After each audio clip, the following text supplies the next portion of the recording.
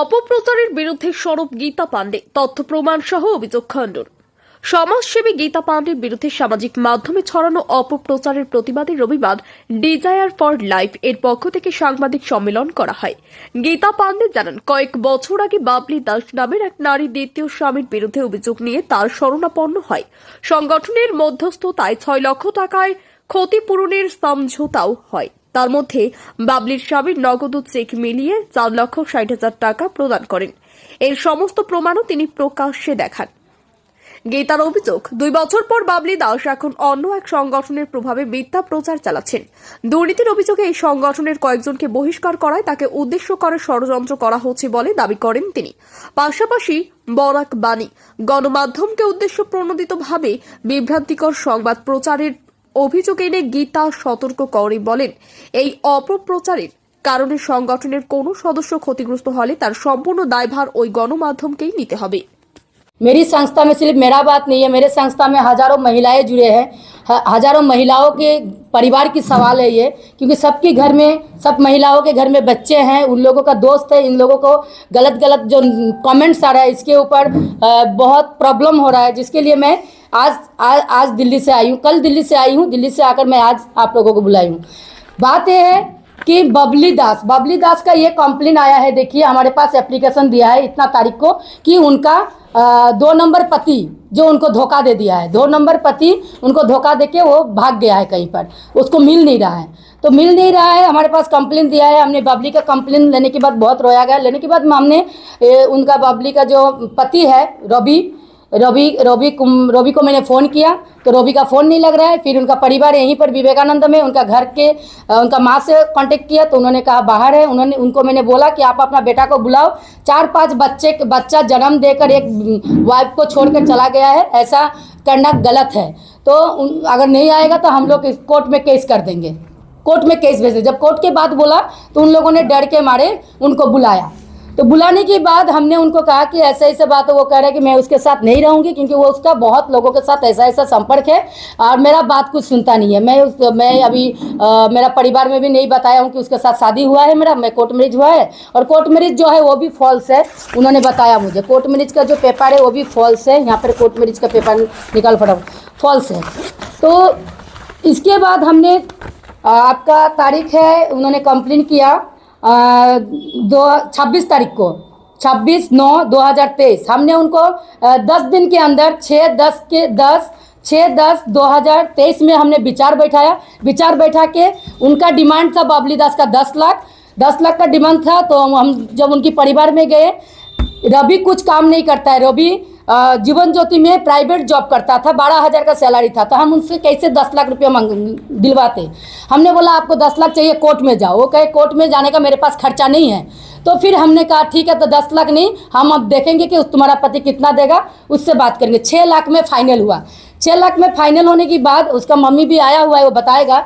6 लाख में फाइनल होने के बाद वो लोग 6 लाख कहाँ से देगा। बिहार जाकर उनका 2 कट्ठा जमीन था, वो 2 कट्ठा जमीन बेचकर 3 लाख का चेक उन्होंने दिया। ये देखिए चेक जो दिया 3 लाख, ये 3 लाख चेक है, ठीक है। और 1,60,000 रुपया कैश दिया। 60,000 जो दिया है वो मेमोरेंडम में लिखा है, 1 लाख कैश दिया हूँ। उसका सिग्नेचर, बबली का सिग्नेचर है, पैसा रिसीव किया है।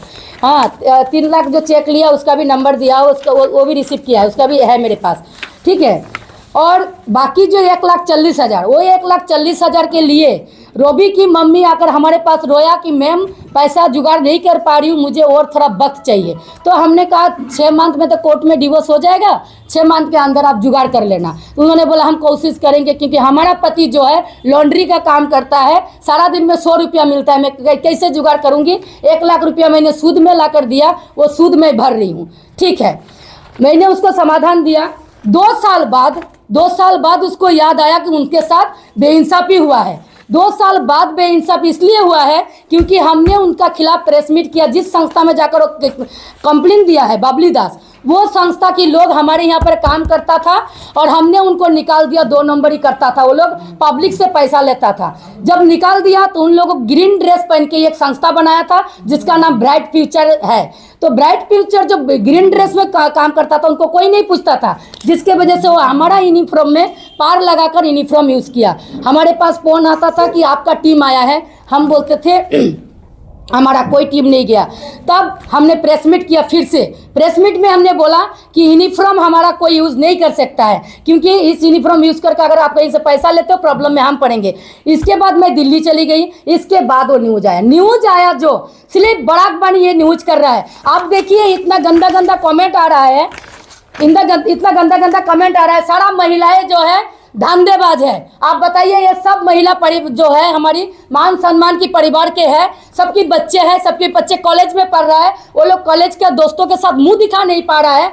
बराक बानी ने जब ये न्यूज़ किया, आज यहाँ पे कर रहा है कि একটি বিহারি আমাদের শিলচরে অত কিছু করে, गीता पांडे हटाओ, बिहारी बेटी बिहारी भगाओ, ये सब कमेंट आ रहा है। हाँ, नॉन बेंगली हो या बांगालीर विचार करे ये बेटी ने क्या पावर दिसे। तो आप बताइए कि अगर मैं नॉन बेंगली हूँ तो क्या काछाड़ डिस्ट्रिक्ट में बोलने का अधिकार नहीं है, समाज सेवा करने का अधिकार नहीं है?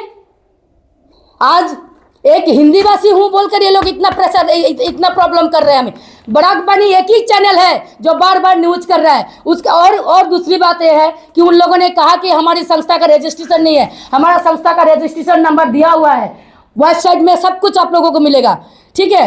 और ये ऑल इंडिया लेवल का संस्था है। संजीव सर का भी बयान रिकॉर्ड हम लाए, हम दिल्ली में ही थे। उन्होंने भी कहा है कि अगर 1,60,000 गीता पांडे या फिर डिजायर फॉर लाइफ में दिया है तो उसका प्रूफ प्रमाण चाहिए, वरना लीगल एक्शन लिया जाएगा। उनका वीडियो क्लिप मैं लाई हूँ, वो भी आप लोगों को दिया जाएगा, ठीक है। दूसरी बात यह है, मैं एक टी गार्डन का लड़की हूँ, मैं बिहारी नहीं हूँ, मैं हिंदी भाषी हूँ। और टी गार्डन का मेरा मम्मी पापा, मेरा नाना नानी सब कालाबीर टी बागान में काम करता है। मैं 4 श्रमिक का बेटी हूँ, मेरा शादी हिंदी भाषी में हुआ है, इसलिए मेरा टाइटल पांडे हुआ है, ठीक है। लेकिन अगर मैं हिंदी भाषी हूँ, लेकिन 30 साल से समाज में काम कर रही हूँ, आप ही लोग मेरा न्यूज़ बना रहे हो, आप ही लोगों के पास मेरा न्यूज़ जा रहा है। हर एक गरीब लोगों का सोसाइटी, जो भी गरीब लोग आते हैं हमारे पास, हम उनको मदद करते हैं। और इसका हजारों केस हम आपको दिखा सकते हैं। आपको और एक दिन हम बुलाएंगे और सारा बिग टीम को बुलाएंगे, जिन लोगों को मैंने फ्री काम करके दिया हूँ। फ्री काम मतलब एनजीओ का मतलब ये नहीं है कि हर रोज कोई आएगा उसका फ्री में काम करेंगे। हम लेते हैं, हम हेल्प लेते हैं।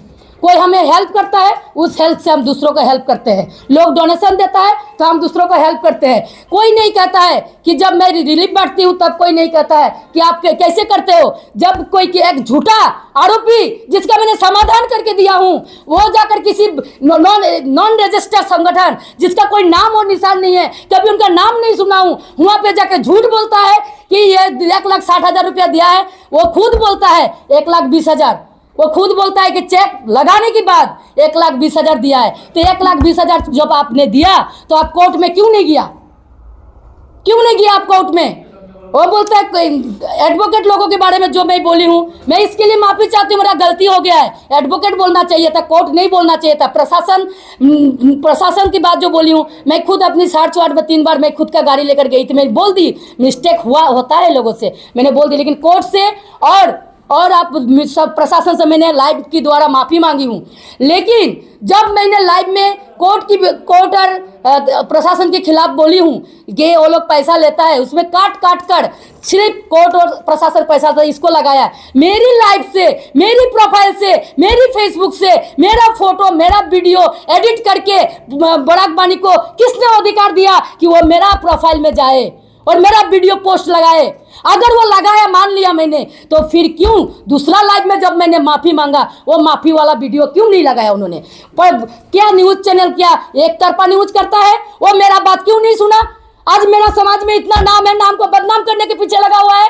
मैं हिंदी भाषी हूँ, मुझे बोलने का अधिकार नहीं है। मैं हिंदुस्तानी हूँ, मैं पाकिस्तानी हूँ। ऐसा बात, ऐसे न्यूज निकल रहा है, ऐसे कमेंट आ रहा है, अरेस्ट करो। मैं पाकिस्तान बॉर्डर क्रॉस करके आई हूँ, मैं करोड़ों का घोटाला की हूँ, बताइए। मेरा बैंक बैलेंस चेक करे किया जाए, इंक्वायरी हो, ए बराक बानी का उसका रजिस्टर है कि नहीं है? बराक बानी चैनल का इंक्वायरी हो, उसका रजिस्टर है कि नहीं है? इतना कमेंट आज उसके वजह से आया है। आज हमारी संस्था का किसी भी महिला, किसी भी परिवार में किसी का भी अगर कुछ भी नुकसान हुआ, कोई भी सुसाइड अटेम्प्ट लिया, इसका पूरा जिम्मेवारी बराक बानी का होगा।